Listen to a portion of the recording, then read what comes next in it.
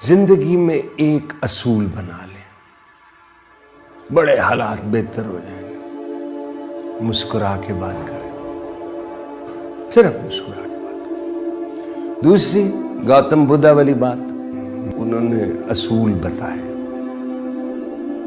اس میں یہ ہے، پہلا اصول یہ ہے کہ جب آپ تکلیف میں ہوں یا غم زدہ ہوں تو یہ خواہش نہ کریں کہ وہ غم ختم ہو جائے، اس کو آنکھوں میں آنکھیں ڈال کے دیکھیں، ہے غم۔